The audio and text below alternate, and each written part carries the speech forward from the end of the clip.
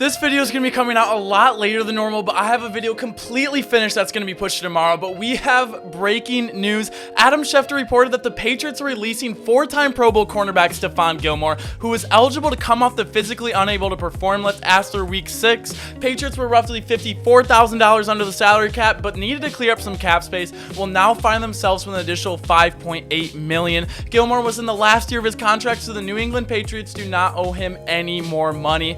This is so wild to me. I mean, even more wild than Jaylon Smith being released from the Cowboys. It's par for the course with what New England has always done in the past. They have always gotten rid of people before they have to pay him huge or decide before they start to decline. I haven't seen anyone talk about this so far, so I really don't know what the general consensus of what people are thinking. So I'm just going to give you my own original thoughts of what to make about this. Also, where should he go? Is Davante Adams ahead of the game and the Packers' favorites to acquire him? Do the Bucs somehow add another piece to their team to defy all odds against the salary cap?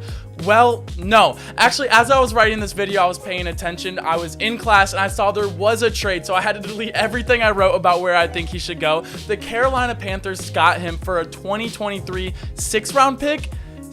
I have to keep checking that because that just does not seem right. We're going to talk about that later, but things happen so fast, and mom and dad, very sorry. I always pay attention in class, but not when stuff like this in the NFL is going on. The Patriots and Stephon Gilmore couldn't agree on a restructured contract. Gilmore was set to make $7 million this year. He was looking to receive more, around $15 million, so they decided to mutually split. Well, what do we make of this? I really do understand and appreciate Bill Belichick's genius and his ability to move players around, take people away, bring them back, bring in troubled players, get a few great years out of them. I highly respect him for all of this, but I don't agree with him on this at all. Just because if you're looking to contend for a ring in the next few years, having a lockdown corner is going to be essential, especially a leader and a veteran. Guys like Gilmore just don't grow on trees. I mean, if we really want to see where the Patriots are at, do we think Bill and the Patriots beat the Bucs if we have Gilmore in that game?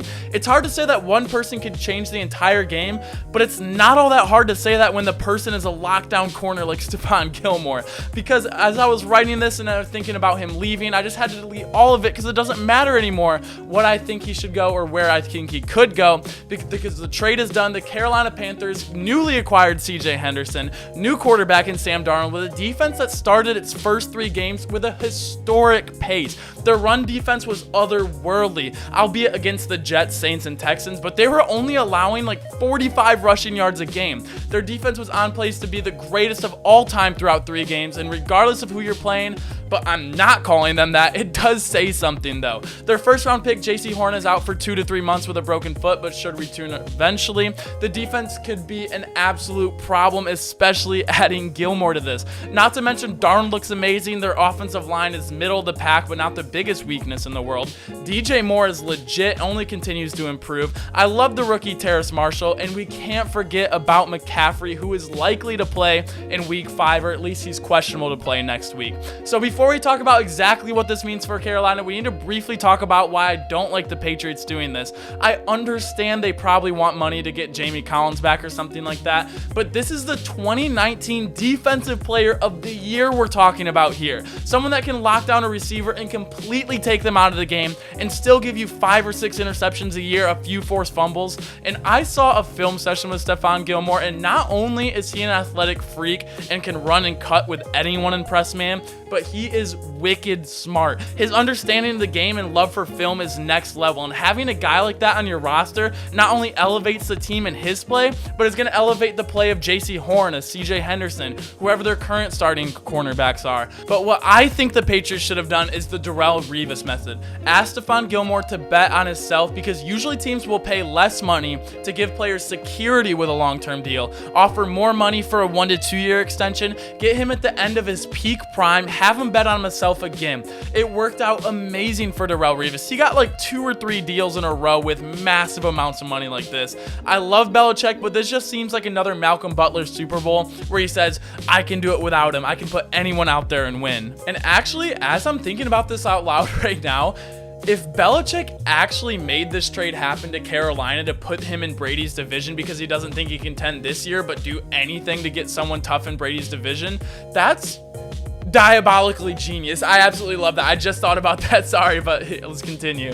And as far as what it means for the Panthers, what did they give up? A 2023 6th-round pick? That's not nothing, but it's about as close to nothing as you can get. I'm sure the Patriots were just going to release him, but they just want to get something for that. But I don't even know what that is. I mean, are they looking for the next Brady or Shannon Sharp? I mean, even in the first round, it's kind of like a toss-up or roulette of who you're going to get as a player. In the 6th round, I mean, most likely that player's not going to make the team, maybe make the practice squad. Very, very, very seldomly is that going to be a valuable pick at all, unless it's, I don't know, it happens, but not that often. But I see the Panthers acquiring a top 3 DB in the league for practically nothing. He'll be able to make his debut as soon as week 7 for the Panthers, and to me, this is just an incredible fit. He's from North Carolina. He has a house right in the city. The team is young and rising. They need a veteran leader. Their defense seems to be really incredible so far. With everything we've seen, they're only going to get better over time and with their new weapons. This offense is a completely different story with McCaffrey back in the lineup, and it seems like the Panthers can be very scary. Just like how the Browns are in every game because they have such a solid defense, dynamic receivers, and great running back position.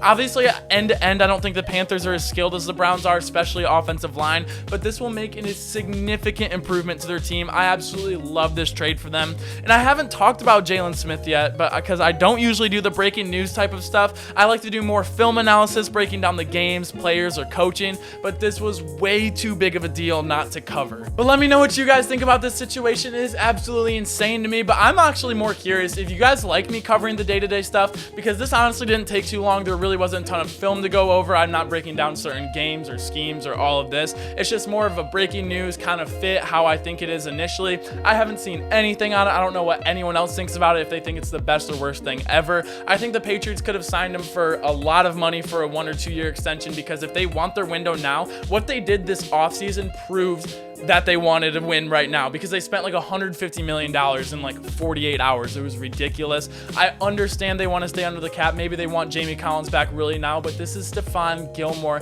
I don't think they, I mean, I'm sure they understand, but I don't know what they're thinking with this. I think they could have won that Bucs game if they would have had Stephon Gilmore on Mike Evans or Chris Godwin or Antonio Brown in those key situations when Brady was just able to pick apart the defense when they were so thin in that area. That's why it makes no sense to me, but I absolutely love this for the Panthers.